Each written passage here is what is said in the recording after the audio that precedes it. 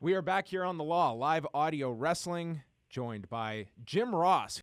Now that you've had a few days to reflect on it, certainly the big talking point coming out of SummerSlam was the finish with Brock Lesnar and Randy Orton. And, I mean, my opinion, I liked what they were trying to accomplish with Brock Lesnar and make him this feared monster. I just wasn't a big fan in the way in which they executed it and putting one of your performers in such a risky position. Did you have a different approach to it? What do you think, coming a few days now removed, where we can look at the aftermath? Well, I haven't talked to anybody in WWE to find out exactly what the original game plan was. You can start putting two and two together, and it certainly seemed like that they were kind of shooting for that stoppage of some sort, or at least that's my impression. But when you to try to bust somebody open with an elbow above the eye or a head or wherever it was intended to be, I have a hard time believing it was intended to be in the head. But nonetheless, maybe I'm wrong. But it's in an inexact science, John. Mm-hmm. It's using a blade is a lot more efficient, quite frankly. Though it sounds barbaric, it is barbaric. I get all that, and I'm not condoning it. Don't get me wrong, but for to be more efficient and safe, quite frankly, less painful, the blade would have been the way to go on that deal. But I know that's not in the equation. So I thought it got a little. Obviously, I carried away, but I don't know what we expect on those hard ways. There's, like I said, there's no exact science to it. And even back in the 70s, I talked to old-time wrestlers that used to have those hard ways done to them, or they would execute them. It's a real bizarre art form, so to speak. That's probably use the term loosely. I know guys that said, boy, that they wrestled guys that could hit them one time and it was right there what they needed, or guys that seemingly beat them to death before they succeeded. So it's really it's all over the road type thing. So I don't know. I didn't have an issue with the intended finish or what I perceived the finish to be. It was somewhat disturbing and thought-provoking, water cooler talk for sure, with the end result. So I don't know. I don't know what I guess it would be a win, so to speak, because quite frankly, we're still talking about that finish, and we haven't talked about any other finishes at SummerSlam other than that one.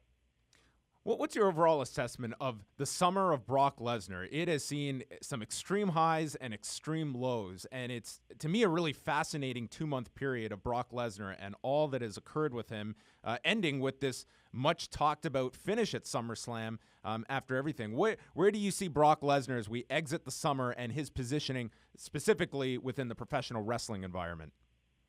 Well, in total, he made a lot of money this summer. Yes. And even though some of that money may go back to the establishment for fines or what have you for his drug failure, and I've been reading more about that's being evaluated and so forth. So wrestling wise, it's like nothing really. It's kind of like what you thought. He wrestled at WrestleMania in a match that was not off the charts. He's dormant in WWE until the Orton thing at SummerSlam. I like the way they put that match together. I thought it was a nice build-up, But considering that you don't want to give away the farm, and considering that Lesnar's a part-time guy and he's only there, sporadically, I thought WWE did a nice job of building anticipation for Lesnar and Orton. I like the 15 years in the making. I took personal pride in the fact that I signed both guys that same class with Cena and Batista and Shelton Benjamin. There's 5 pretty good talents there. So he's had I don't know, it's really been kind of, I don't know, bill of fare, standard stuff, John. I'm not sure. I think, it's tough what he can do based on the dates he has committed with WWE. And then some people get angry at Brock because he's got a great deal.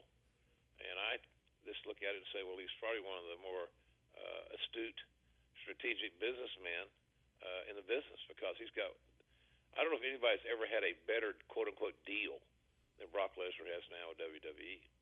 Do you think that deal, having dealt with this yourself, I mean, that was a big issue during the time of the invasion, that there were a lot of these names out there, and we bring them in, it does create some unrest in the locker room. And with Brock Lesnar, there's a strong argument of why this guy has the deal that he has, and I never begrudge anyone for getting the best deal possible for themselves, but is there a byproduct of that divide within the locker room of how he is going to be viewed?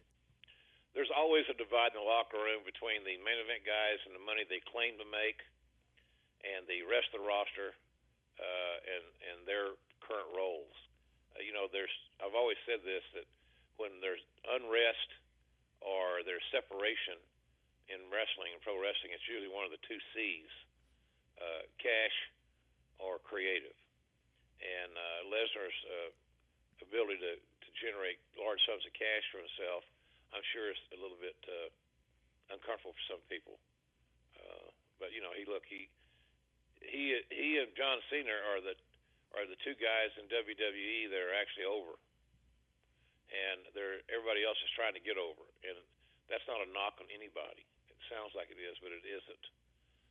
I'm a big fan of a lot of guys on the roster that are trying to get over, but in the story, end of the day, Lesnar and Cena are the two guys that are actually over.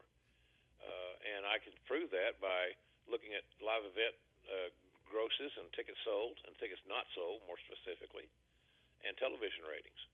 So those guys are in a process. So I think WWE needed Lesnar. I think he's a great addition to the roster.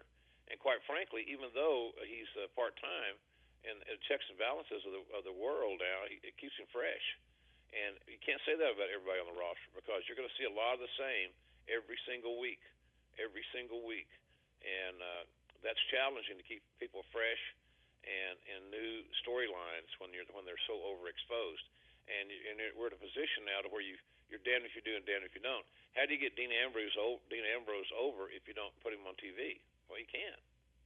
So you're damned if you do and damned if you don't. You got to make sure everything's balanced out correctly, and it's a very challenging science, to say the least.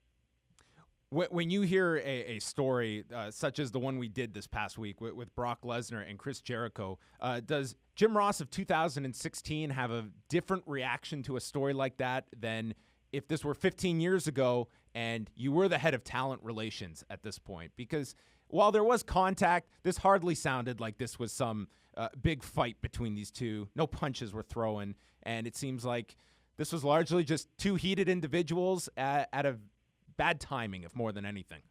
I agree. Yeah, I agree. It's a little bit of the boys will be boys type situation. It's not anything unlike, I can go down and watch Oklahoma University practice football, and there'll be a little skirmish here and there. Just kids being kids, the heat of battle. It's a very emotional playing surface that they're on. And you get Lesnar gets confronted, within minutes, seconds of leaving the ring, and his adrenaline's pumping, and his heart's beating, and he gets confronted, and he's an alpha male to start with, so that confrontation oftentimes doesn't mix well. And then Jericho is very passionate, and he didn't get the answer that he wanted regarding the finish, apparently, and then that, as you know, but probably better than I, it led to a verbal confrontation, a little shoving. But look, if those guys were really angry, first of all, Jericho had been the first guy to try to grab something because he's in a disadvantageous situation, like most humans are with Brock. And if Brock really wanted to go, he would have nailed Jericho. I think it was just a little bit of mouthiness. And I told this to people. I did an interview not too long ago on a radio station, and the guy was just really he wanted so much more. I said, I'm sorry to tell you, but probably within 10 minutes of that altercation, it was over. Right. And I believe that. I believe that probably when 10 minutes or so, John, it was business as usual, and everybody's on their own, doing their own thing. So it's another day at the office. It's just you got to understand who these guys are. They're high-level, motivated athletes. They're not just entertainers or showbiz guys. They're still our athletes, and they're at a high level of competitiveness. They're alpha males. And so those situations are going to happen from time to time. Hey, I was in the locker room when Jericho had his issue with Goldberg. Right. I was there. I said I witnessed, and that blew up like a tornado coming through Oklahoma, and then within a matter of seconds it was over. So I kind of think the same thing happened with Chris and Brock. And for Chris Jericho, I mean, with a fourth book coming out, he may have an extra chapter now. Yeah, well, he's pretty doggone ingenious. You know, I don't know how he finds time to. He's invented more hours in a day than the rest of us mortal guys. Yeah. I'm trying to write a autobiography and one podcast a week. He does two.